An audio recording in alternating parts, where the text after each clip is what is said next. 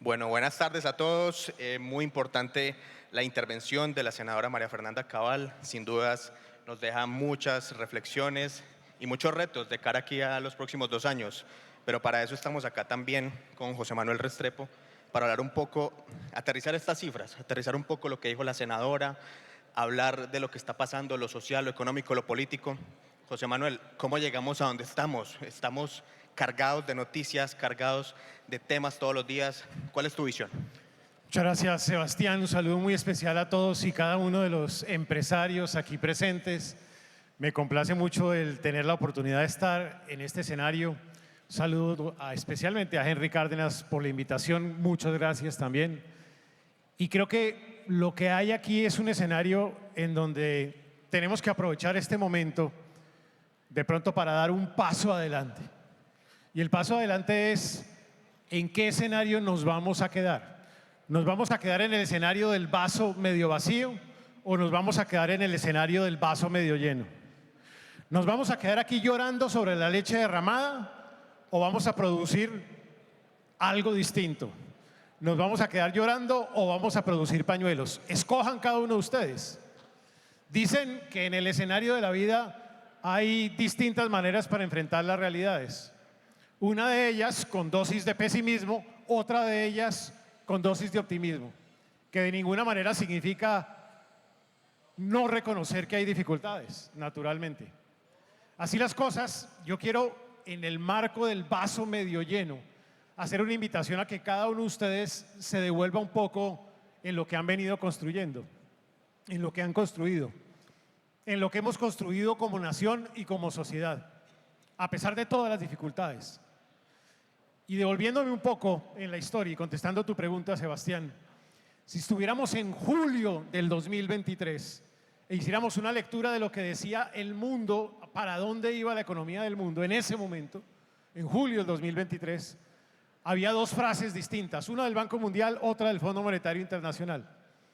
Y una de ellas decía, el mundo está en una situación precaria, y la otra decía, el camino es largo y sinuoso. En aquel momento yo lo resumí diciendo, a lo colombiano el camino es largo y culebrero. Ese fue el escenario de julio del 2023. Y era obvio, el mundo estaba en una situación difícil como resultado de inflación, altas tasas de interés, desaceleración en el crecimiento de la economía, y buena parte de los países emergentes sufrían porque en medio de la pandemia tuvieron que incrementar deuda pública, déficit fiscal y tenían menos espacio fiscal en aquel momento. Pero si leen los mismos reportes 7 meses después, la expresión es totalmente distinta. Y estoy hablando de febrero del 2024. Y en febrero del 2024 la expresión es, estamos en un aterrizaje suave. Un aterrizaje suave donde Europa recuperó el crecimiento después del impacto que tuvo con una recesión. Los Estados Unidos está creciendo más de lo que tenía inicialmente previsto. La China está acercándose al crecimiento que tuvo históricamente. Y la dinámica en general del mundo es mucho mejor que la que teníamos anteriormente. Quiere decir que el escenario internacional por lo menos plantea oportunidades. Y yo sé que ustedes como sector productivo han tenido dificultades a lo largo especialmente de los últimos años. Sé perfectamente que han tenido dificultades por desaceleración en el crecimiento, por caída en exportaciones, por caída en importaciones. Obvio que afecta la dinámica productiva del sector. Que han tenido dificultades también por el comportamiento de precios, inflación de costos. Pero de todas maneras, el escenario que estamos viendo ya de aquí en adelante es un escenario en donde el mundo le va a ir mejor. Luego las oportunidades de exportación van a ir creciendo. De la misma manera, en medio de esas difíciles circunstancias, ya particularmente para el caso colombiano, pues hemos tenido, yo digo que una dualidad. Por un lado, hasta diciembre del 2023, Colombia venía disminuyendo su déficit fiscal 3 años seguidos. Venía disminuyendo su deuda pública con respecto al Producto Interno Bruto. Venía aumentando a cifra récord en la historia de Colombia inversión extranjera directa. Y de hecho aquí, recientemente estuve con algún empresario que era parte de esa inversión. Venía también desacelerando la inflación. Venía mejorando incluso las cifras de empleo. Todas cifras que uno pudiese denominar significaban un mejoramiento. Sí es cierto que desde el último trimestre del 2023 y en 2024, algunos de los escenarios se han complicado. Y se han complicado especialmente en industria, se complican en comercio, se complican en turismo interno, se complican en restaurantes, en vivienda, en infraestructura. Pero todo tiene un almendrón, todo tiene una razón central por la cual se da esa circunstancia. Una tercera parte es por tasas de interés altas. Y somos conscientes, el sector productivo se ha visto afectado por tasas de interés altas. Esas van a ir cediendo, sí o sí, a lo largo de este año. Es más, me atrevo a decirles una cosa, posiblemente la mejor noticia económica del 2024 va a ser una inflación muy cerca del límite, llamémoslo así, superior de lo que contempla el Banco de la República por la reducción de tasas. Quiere decir que la inflación va a estar muy cerca del orden del 5.6% aproximadamente. Pero de la misma manera, para ese cierre de año, muy seguramente el consumo va a empezar a reaccionar. Ya hay algunas cifras que indican que va en esa dirección. Por lo tanto, va a un mejoramiento inevitable. Las cifras de todas maneras van a ir mejorando en los próximos meses. Diciendo eso, 2/3 partes por las cuales el crecimiento no mejora es por inversión privada. Y la inversión privada está definiéndose realmente por un problema de incertidumbre política y social. Lo que llamaríamos, perdón José Manuel, el efecto Petro. Mire, yo por principio creo que hay que despietrificar las conversaciones. O sea, qué mamera seguir hablando de lo mismo. O sea, liberémonos. Y con esto lo que quiero decir es que ¿acaso no existe más mundo distinto a Petro? O sea, ¿acaso no fuimos capaces de enfrentar el impacto, por ejemplo, en medio del terrorismo y de la violencia, siendo de los países que más crecía en el mundo y en América Latina? Y a pesar de eso, crecíamos con la berraquera del sector productivo en aquel momento. ¿Acaso ustedes no fueron capaces de enfrentar un escenario de pandemia con dificultades, naturalmente? ¿No fueron capaces? ¿No están aquí con vida? Entonces, ¿para qué seguimos en este proceso de petrificación? No hay mal que dure 100 años ni cuerpo que lo resista. Y como dicen los árabes, el camino al amanecer siempre pasa por la noche. Siempre hay noche, pero siempre hay amanecer. Cosa distinta es cuánto dura la noche, ¿no? Mi supuesto es que como país somos capaces de lograr que la noche dure 2 años y que a partir de esos 2 años pues empecemos a recuperar parte de lo perdido. ¿Pero ustedes creen que hay que esperar 2 años para recuperar parte de lo perdido? O sea, ¿nos vamos a quedar aquí rascándonos la barriga 2 años esperando a ver qué pasa después? ¿O vamos a tomar una decisión para dar un paso adelante? Les digo una cosa, hasta diciembre del 2023 la inversión extranjera en Colombia crecía a cifra récord. Quiere decir que hay empresarios que en el mundo dicen, a pesar de eso, ese país tiene oportunidades. Y yo creo que tiene oportunidades. Tiene oportunidades primero porque es un país que tiene un activo que lo hace distinto en el mundo, biodiversidad. Segundo país más biodiverso del mundo, con todas las oportunidades que hay alrededor de ese sector. Segundo, es un país que tiene distintas culturas y diversidad cultural que se refleja en ustedes como empresarios, de distintos territorios, distintas maneras de ver el mundo, distintas maneras de construir. Y tercero, la más importante, tiene talento y talento de sobra, talento emprendedor, talento innovador. Y lo sigue teniendo. ¿Por qué no aprovechamos eso? ¿Por qué no damos un paso adelante para aprovechar los activos que tenemos hacia el futuro? Yo creo que uno no puede aquí hacer un llamado a la esperanza en Venezuela si uno no tiene la cachaza y la capacidad y la valentía de hacer un mismo llamado a la esperanza en Colombia. Así como se llama la esperanza en Venezuela, se llama la esperanza en Colombia. Y creo que hay posibilidades de aquí en adelante. Sí, hay que hacer reclamos, naturalmente. Yo creo que un gremio como este los ha hecho y tiene que tener la valentía y el coraje para hacerlo. Pero eso no significa quedarse esperando a ver cómo va el futuro sin empezar a trabajarlo. Depende de cada uno de nosotros. Y yo creo que ese es el futuro que tenemos que construir desde ya. Siguiendo en tu línea de despetrificar el discurso, ¿cómo hacer para que haya condiciones para que la industria, incluyendo esta industria tan importante, que a veces es estigmatizada, pero que nos lleva a los alimentos el día a día y en muchas otras situaciones, pero cómo hacer para darles condiciones sin dejar de lado el hecho de lo que dices, de mirar el vaso medio lleno. No, miren, yo creo que hay que hacer unos llamados importantes y creo que un gremio como este debiese trabajar de la mano de otros gremios y hacer llamados recurrentes sobre temas centrales. Por ejemplo, nosotros no podemos seguir permitiendo que generemos tanta incertidumbre por la vía, por ejemplo, de reflexiones filosóficas. Así lo llama algunos actores del gobierno. Por ejemplo, aquella reflexión filosófica según la cual ustedes, los empresarios, fueron los responsables de la inflación en Colombia por las grandes utilidades que tuvieron durante la pandemia. No lo digo yo, lo dicen actores de gobierno. Eso es una reflexión filosófica absolutamente estúpida. Otra reflexión filosófica, vamos a modificar y flexibilizar la regla fiscal. Eso es como si en la casa yo llego donde mi señora y le digo a mi señora, amor, este año mis ingresos crecen al 4% y mis gastos crecen al 22%. ¿Qué diría ella? A ver, pero ¿qué es lo que está pasando en la casa? Nos vamos a tener que endeudar. Pues eso está pasando en el país. Nosotros tenemos que hacer un llamado de atención a que haya prudencia en el manejo de los recursos. Miren, el gasto de funcionamiento en Colombia en los últimos 2 años, ha crecido 100 billones de pesos, 5 reformas tributarias, 50% de crecimiento. ¿A alguien le parece sensato que en 2 años hayamos incrementado 50% los gastos de funcionamiento? ¿Cuántas de sus empresas en 2 años han incrementado los gastos de funcionamiento en 50%? Levanten la mano. Bueno, el país sí. Burocracia. Por eso yo lo que digo es, por ejemplo, quien llegue al escenario de poder, el primer decreto que tiene que expedir el 8 de agosto del 2026, suprímase, es un artículo, suprímase el Ministerio de la Igualdad. Eliminado, se va.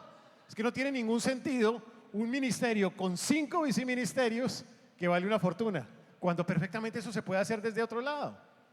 Y como eso tiene que tomar decisiones de esa naturaleza.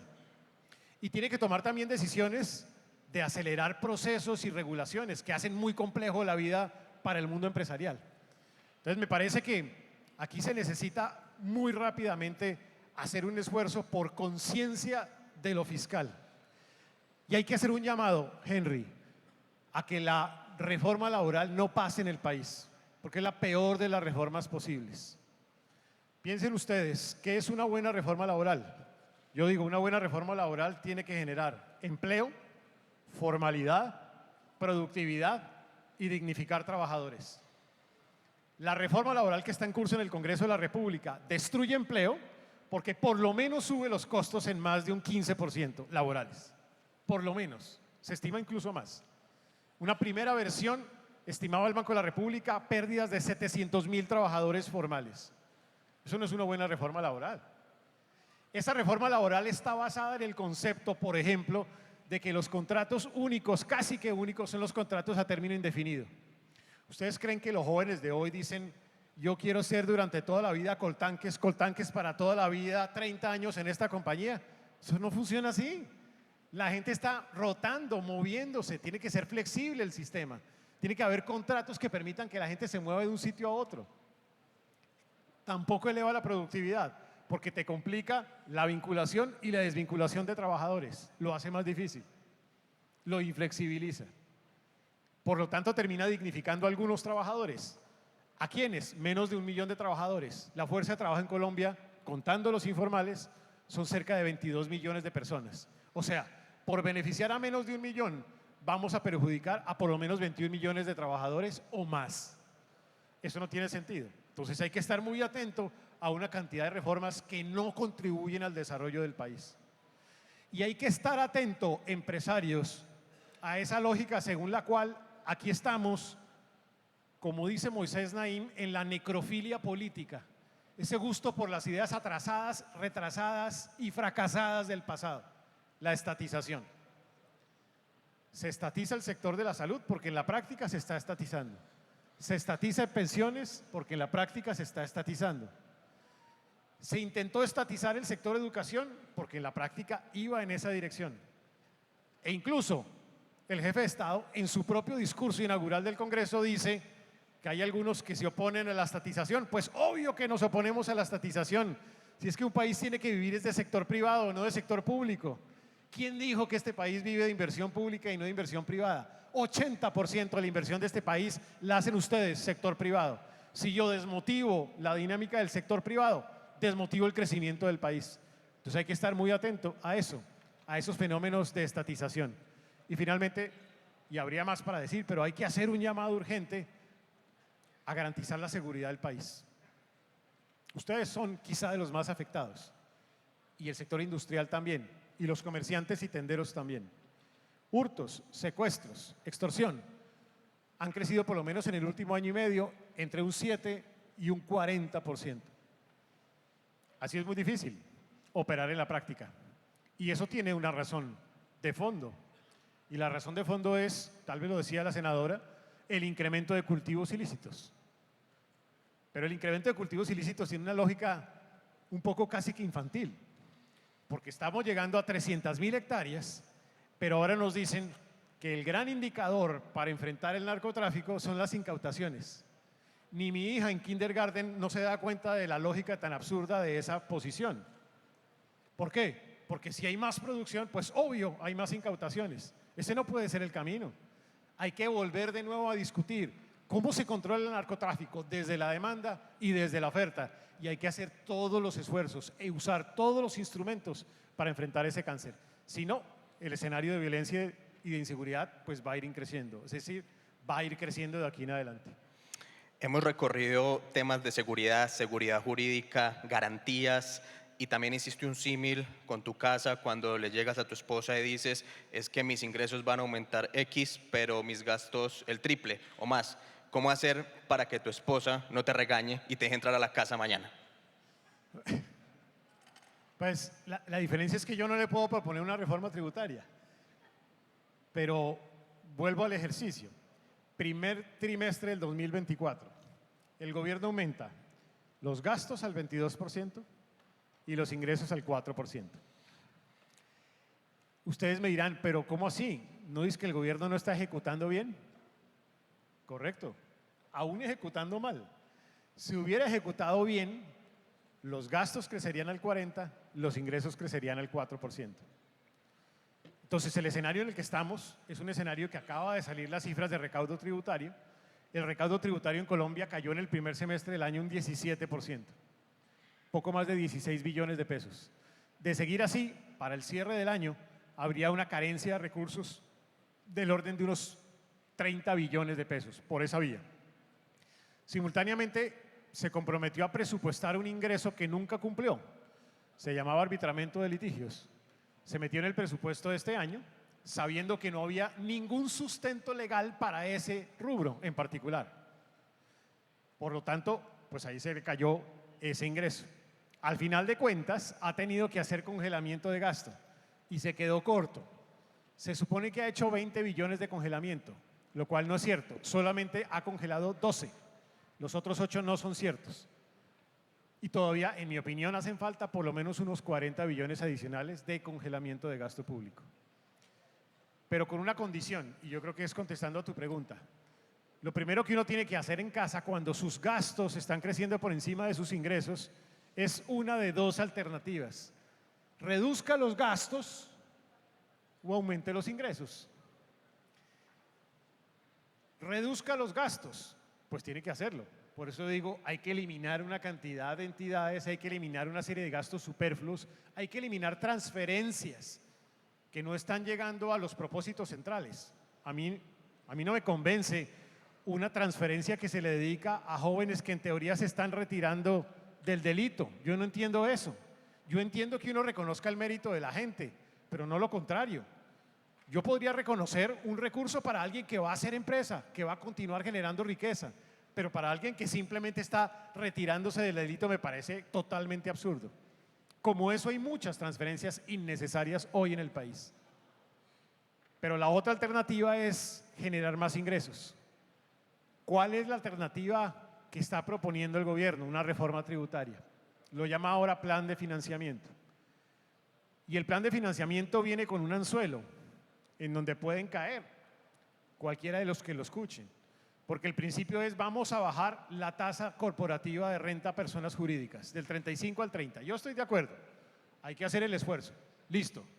¿De dónde van a sacar los 15 billones que necesita ahí? Y súmele los 30 que acabo de decir anteriormente, por lo menos 50. ¿De dónde los van a sacar? Y ahí no hay claridad. Por lo tanto, será una reforma tributaria que vendrá cargada con una cantidad de impuestos adicionales. ¿Ustedes creen que eso lanza un mensaje de certidumbre y de confianza al sector productivo en un momento en donde se necesita certidumbre y confianza? Mi opinión es que no. Por lo tanto, ese no puede ser un camino. ¿Cuál es el mejor camino entonces en este momento? En mi opinión, uno solo o dos. Generar crecimiento económico. La mejor reforma tributaria es crecer. Si Colombia sigue creciendo al 0,6, al 1, al 1,5 o al 2, no podemos salir adelante. Hay que crecer al 5, hay que crecer al 4, hay que crecer al 6%. Hay que hacer un esfuerzo por generar dinámica de crecimiento en el país. ¿Y hay oportunidades para eso? Sí, sí hay oportunidades. Se pueden identificar y simultáneamente hacer un esfuerzo de austeridad en gasto público. Si uno hace eso, en cualquier casa te botan de la casa porque no tienes otra alternativa. Y muy difícil porque ¿dónde llega uno? José Manuel, ¿qué papel juega en este escenario que planteas de acelerar el crecimiento, crecer más, llegar a ese crecimiento potencial de parte de los empresarios? Porque el gobierno es el que da las condiciones en últimas, pero el empresario es el que pone el pecho en el día a día. El protagonista de ese crecimiento es el sector empresarial. Y hay que saber identificar qué oportunidades hay hacia adelante. Voy a ponerles algunos ejemplos. ¿Cuántas hectáreas de tierra tiene Colombia disponibles para hacer agroindustria en este país? 40 millones de hectáreas. ¿Cuántas puede estar hoy usando de distinta manera? Cerca de 14. Más productivamente, cerca de 7. Ahí hay por lo menos 33 millones de hectáreas. ¿No hay oportunidades para crecer ahí? ¿No podemos ser un país que sea despensa del mundo? Entonces me dirán ustedes, claro, pero hacer eso supone hacer inversión en infraestructura. Claro, obviamente hay que hacer inversión en infraestructura. Lo veíamos recientemente. Estamos hablando de que se podrían hacer más de 100.000 kilómetros que hoy en día son de vías terciarias y que se pueden convertir en vías por lo menos secundarias, que requieren una inversión y oportunidades. Ahí hay oportunidad también. Seguimos teniendo oportunidades gigantescas en el desarrollo de energías renovables no convencionales, oportunidades en energía eólica y solar de sobra también en el país. ¿Qué necesitamos? Que se aceleren los procesos, es lo que yo decía anteriormente. Aquí no podemos llegar en el escenario del 2026 a un escenario de país en donde para hacer un proyecto de energía me demoro 3 años pidiendo las licencias ambientales. Eso no puede funcionar, es que no funciona en la cabeza de nadie. Hay que acelerar la toma de decisiones, hay que cambiar la forma de regular la economía. ¿Cómo lograr, por ejemplo, que en Colombia una empresa se cree en un día y se elimine o se destruya en un día directamente? ¿Por qué no podemos hacerlo? ¿Por qué no podemos inyectar también oportunidades en sectores como los servicios basados en conocimiento? ¿Cuánto está creciendo, por ejemplo, la industria de los startups en Colombia, que son compañías de tecnología en servicios? 1.600% anual en promedio en este país. En este año, o sea, no estoy hablando de hace 2 años o hace 3 años o hace 6 años, en este año.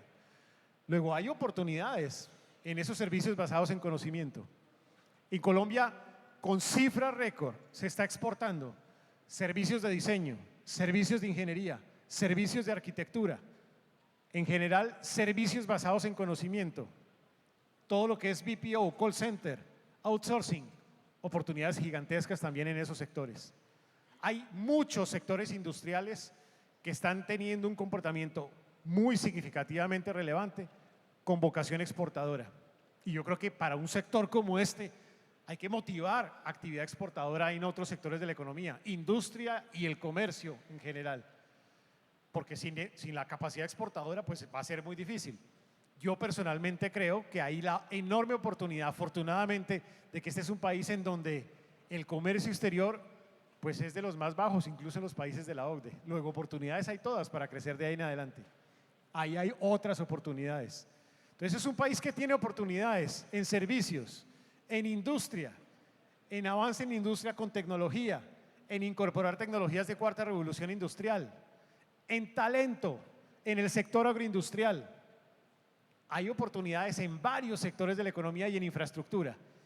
Y en todos ellos habría posibilidades para un sector como el sector transportador. Puede uno quedarse, insisto, llorando, o puede producir los pañuelos correspondientes. Yo creo que eso es lo que nos corresponde. Sin dudas y sin alejarnos de la visión de tener el vaso medio lleno, José Manuel, porque estoy de acuerdo y creo que todos los que estamos acá lo hemos visto en estas jornadas, la idea es echar para adelante, mirar siempre hacia el frente, resolver y tomar decisiones, pero hay obviamente nubarrones o hay cosas que pueden generar dudas de aquí a futuro, en particular para el sector, lo que se llamó esta semana el inminente alza de los precios del diésel o de la CPM. ¿Cómo conjugar este importante tema? Porque si bien puede ser necesario por el hueco fiscal que le deja al país cada año, pero también tiene un impacto en el sector privado y además en los precios de los alimentos. Yo entiendo perfectamente que es el tema quizá más sensible en un sector como el sector de transportes, es el tema de combustibles. Y voy a hacer un recorrido porque, entre otras, además, desde el pasado siempre se ha hecho la discusión sobre el tema del Fondo de Estabilización de Precios de Combustibles. Y como de alguna manera yo estuve en algún momento en esta historia, quiero aquí poner de presente la historia, para que todos lo tengamos claro. ¿Por qué se crea en Colombia el Fondo de Estabilización de Precios de Combustibles?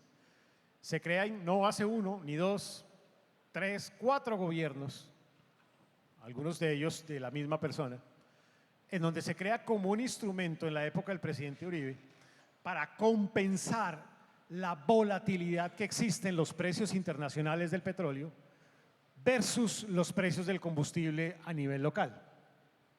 Dicho de otra manera, reconocía o reconoce el Fondo de Estabilización de Precios de Combustibles que existen momentos en donde el precio del petróleo se mueve demasiado versus lo que esperaría el país que se muevan los precios de los combustibles. Pero nunca se creó un fondo lleno de plata, no.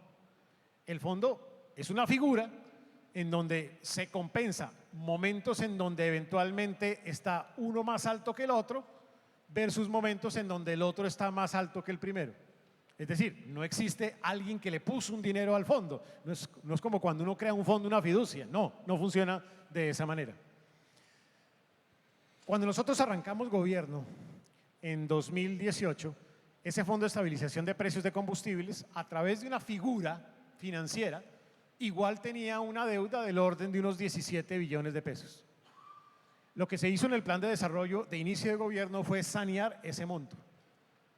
Pero nadie salió a protestar ni a chillar que le debían 17 billones. No, porque es que, como dice Shakira, las mujeres no lloran sino facturan, los funcionarios públicos no lloran sino gestionan. Papá, porque para eso los llevan al sector público, para gestionar, para hacer la tarea.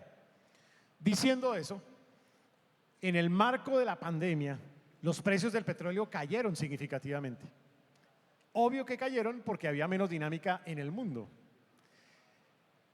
Hubiéramos podido dejar los precios de los combustibles altos, pero no tenía mucho sentido cuando en ese momento, en medio de la pandemia, se necesitaba pues un apoyo a los sectores de la sociedad que veían que se bajaban los precios del petróleo, pero en Colombia los precios de los combustibles seguían altos. Se toma la decisión de bajar los precios de los combustibles, incluso se le eliminan algunos impuestos a esos precios de los combustibles en el marco de la pandemia. Con un principio, había que reactivar la economía y había que generarle un alivio a esos consumidores. Posteriormente a eso, en la salida de la pospandemia, pasa lo que ha pasado después de las guerras mundiales en el mundo. Usted revise la historia. Después de las guerras mundiales hay inflación creciente. Primera y Segunda Guerra Mundial duró casi 5 años la inflación en el mundo. Pues aquí pasó lo mismo. Entonces los precios del petróleo empezaron a crecer muy rápidamente. Cuando digo muy rápidamente, es muy rápidamente. Lo mismo en los precios de los bios, o sea, el componente bio de los combustibles. Esos dos efectos llevaron a crecimientos sustantivos. ¿Qué hubiéramos podido hacer en ese momento? Porque alguien nos dice hoy en día, ya viendo hacia atrás, no, ¿por qué no subieron el precio de los combustibles en ese momento? Miren, si hubiéramos subido los precios de los combustibles en ese momento al ritmo al cual iban los precios internacionales del petróleo, ¿saben cuánto hubiera sido la inflación de alimentos en Colombia? Más del 100%. ¿Quién hubiera soportado una inflación de alimentos de más del 100%? De pronto nosotros sí, salgan a las calles. ¿Qué hubiera pasado con la gente en la calle? Inflación de más del 100%. Entonces, ¿qué nos sentamos a hacer? Nos sentamos a diseñar un camino a través del cual uno podía ir gradualmente subiendo el precio interno para irlo a acercar al precio internacional. Pero no como un loquito, sino teniendo en consideración el efecto inflacionario. Esa fue la estrategia. Y en el entretanto, reconocer que había que asumir un costo fiscal por ese diferencial, como históricamente había sucedido siempre con el Fondo de Estabilización de Precios de Combustible. Ese fue el camino, pero lo hicimos de la manera más transparente posible. Yo personalmente dije, en el marco fiscal del 2022, quiero que uno de los capítulos centrales del marco fiscal, en acto de transparencia, sea cuál es el estado del Fondo de Estabilización de Precios de Combustible, cuál es la forma para enfrentarlo y cuáles son los decretos que deberían expedirse a continuación sobre este tema. Yo, quien está aquí presente. Con la fórmula para resolverlo. Con el camino y con por lo menos 3 o 4 aumentos que se habían hecho graduales anteriormente. Dejamos ese camino. Ahora me dicen que es que se enteraron 2 años después del problema. También les digo, afortunadamente yo grabé todo el proceso de empalme, más de 150 horas seguidas de proceso de empalme, público además, más de 300 documentos escritos.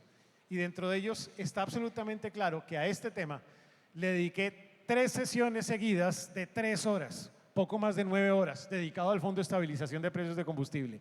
Luego, afortunadamente está grabado. Luego, eso no tiene ninguna dificultad. Dicho eso, eso implicaba un proceso gradual.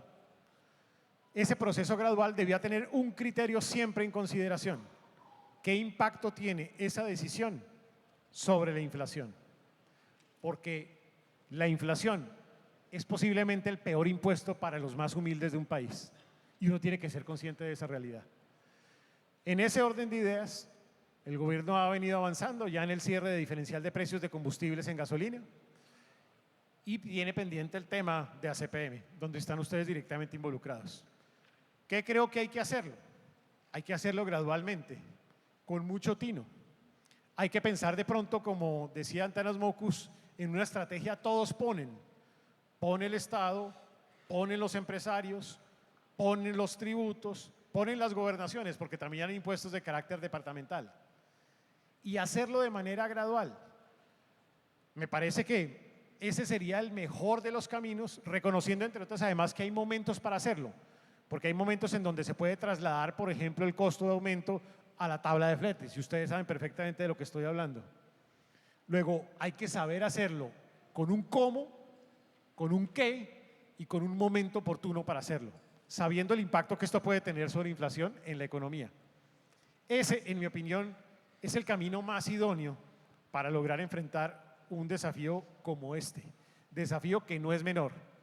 Pero yo sí dejo aquí una pregunta de fondo, porque es que hacia el pasado es fácil echar culpas. Entonces dicen, en el 2022 el déficit del Fondo de Estabilización de Precios de Combustibles era 38 billones. A ver, párele ahí.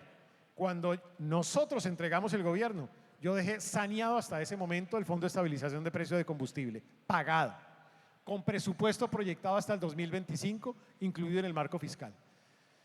Pero en gracia de discusión, si a diciembre del 2022 el déficit era 38 billones, yo sí hago aquí una pregunta en público. Si nos ahorramos ya 38 billones, ¿en qué se lo están gastando? O sea, ¿en qué se están gastando anualmente 38 billones de pesos? La conclusión, en burocracia. Por eso parte de los 100 billones de aumento de gasto de funcionamiento, pues se está financiando con ese dinero. Me parece que esa es la pregunta más importante en este momento. ¿En qué se lo están gastando? Esa es la pregunta de fondo. Ahí hay por lo menos un camino para recorrer en lo que viene de aquí en adelante. Yo creo que ese sería como el camino más idóneo para enfrentarlo. Sin duda, buena parte puede ser burocracia, otra mala gestión, porque también vemos bajos índices de ejecución, José Manuel, pero para ir cerrando, y a pesar de todas estas afugias, de este camino, cerremos con un mensaje mirando hacia el futuro, retomando lo que mencionabas al inicio, con dos temas en particular. Uno, la necesidad de fortalecer nuestras instituciones de cara al 2026, pero también de no perder la esperanza. ¿Qué mensaje enviar?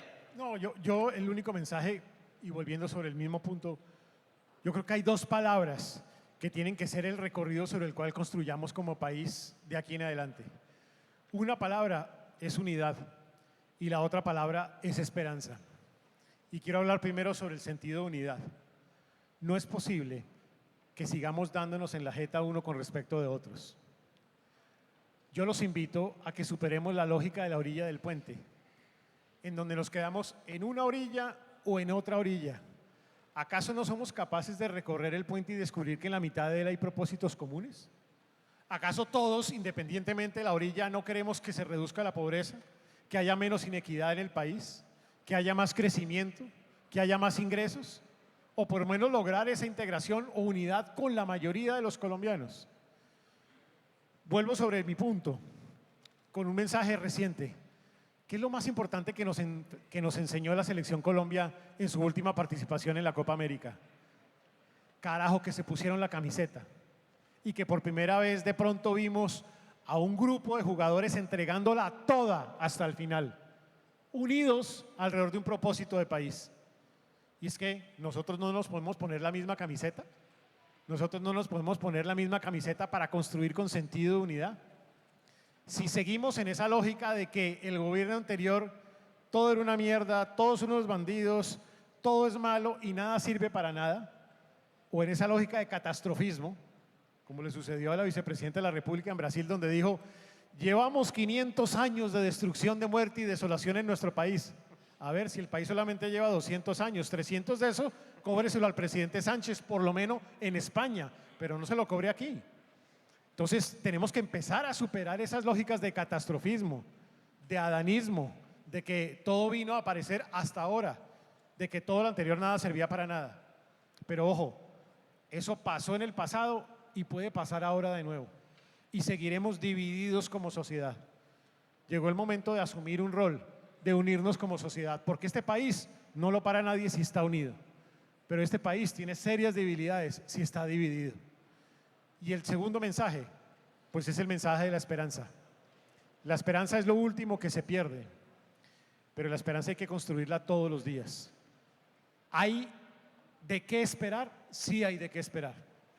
Para mí el mejor ejemplo de qué esperar está en la demostración de lo que tenemos como sociedad, en lo que hemos sido capaces de construir en esos 200 años de historia como país, y en el talento y la capacidad emprendedora que se ve reflejados en escenarios como este de Fede Transcarga, en donde a pesar de todas las dificultades, aquí estamos, con la mente mirando hacia adelante, con el compromiso de trabajar por ese futuro de país y de sociedad, y no tirar la toalla y dejar el país.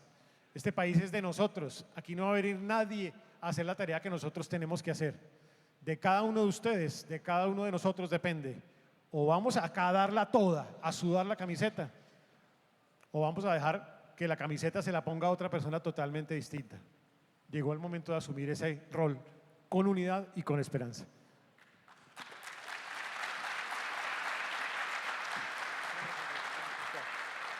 Gracias, José Manuel, gracias, Henry, por la invitación, gracias a todos los que nos escucharon y bueno, que siga la agenda.